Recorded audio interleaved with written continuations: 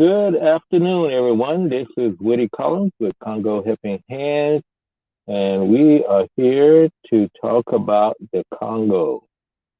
And today we're going to be talking about water. And I'm actually out at Delaware Lake here in Lawrence Park. I mean, the Harrison State Park. And I'll turn that around so that you can see it. But that's what we're going to talk about. And it's kind of interesting because in the Congo, I have seen people actually drink this type of water. They have they go down to lakes, rivers. I think I would almost rather drink this water than some of the water I've seen over in the Congo because I know it contains high levels of bacteria, E. coli, and everything. But this is the case. And this is why there's thousands, hundreds of thousands of people who die in the Congo from water because they don't have water sources. They don't have pipe water. They don't have a lot of wells. The wells are far and in between, and some of them are shallow wells, and that means to say the water has not had time enough to filter and disinfect itself as it goes through the sand and gets down to the water table where water is located. So therefore, the water is really in bad shape. So you have all kind of diseases. You have cholera. Cholera is one of those ones that it's kind of almost endemic to Congo because there's so much cholera there that it's always a case of it. And cholera kind of breeds on itself, meaning to say that cholera is dissipated from the body in the form of, fecal matter, vomiting. They have the cholera bacteria, and that bacteria gets in the water source. It can even get on plants if you use a contaminated source to water your plants and anything like that. So you ingest that, and it gets into your stomach. And what cholera does is very deadly. It starts eating away your stomach lining. And when it does that, you start losing water and you continually, I guess, your bowel is like a rice. It turns a whitish color.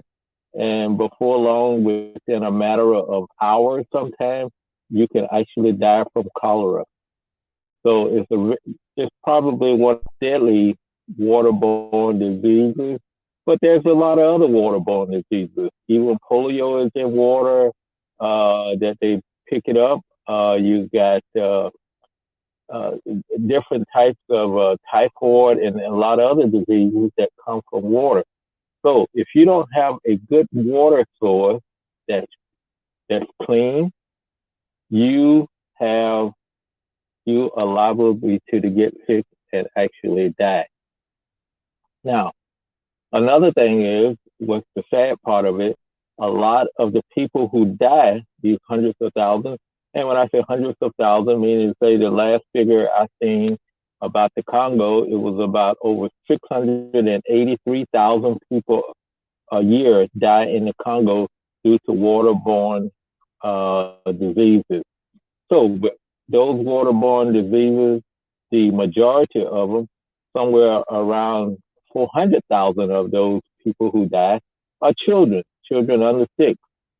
They don't know any better. They drink water and they get sick, and their parents may be out in the field working, and the next thing you know, they continue ingesting a lot of it, and their bodies are not that robust, and so before it's known, they get sick, and there is the, uh, you know, they're gone. So, a lot of the people who come down with these viruses, come down with this waterborne diseases are children. And it's kind of sad. They don't know any better. And a lot of them are on their own during the day. And so, therefore, a lot of things could happen to them. So, I would think out of all the different things, when we think about hundreds of thousands of people, and we think about COVID, there is more people who die in the Congo over a year's time than we've had deaths in the United States from COVID. We're approaching 400,000. They have about 600 and some thousand. So we can probably say we're, Lord, I hope we're not at 600 and some thousand next year. But you can imagine the same amount of people die in the Congo from waterborne diseases, and they have a less smaller population. There's only about maybe 80 to 90 million people, where we got 300,000 people. So you look at the percentage wise, that is much more deadly that people die from waterborne diseases in the Congo. So I, just thought about that. This is a great opportunity. You go out and look at some of the lakes near you, and you want and decide whether you would actually drink water out of a lake without being filtered, without being boiled, without having chlorine added to it to kill it. Even though we get a lot of our water from rivers and lakes, we extensively treat it to kill all the bacteria out of it, and then they test that water to make sure that it is pure for us to drink. So, but they don't have that, no water purification tanks and stuff in the Congo. So what they get out of the river, they drink. And also their domestic animals may be in there, and also people may actually defecate near the rivers and everything. And so therefore, they wash their clothes in it and everything. So the water is very, very, very deadly. So that's my talk today, and that's one of the reasons why we're going to be concentrating on water over the next year, because a lot of people have said their hope is safe, clean water to drink, and along with sanitation. And so we're going to be doing that. But this is a vivid example of what the people in the Congo actually drink from. So thank you very much for the people who are online today. And thank you also for the ones that are catching on the broadcast. Please like, subscribe, and leave comments. And if you have any questions, I will answer those in the comments also. But thank you again, and we will talk with you later. And we'll see you tomorrow at 3 o'clock, every day at 3 o'clock Eastern Time.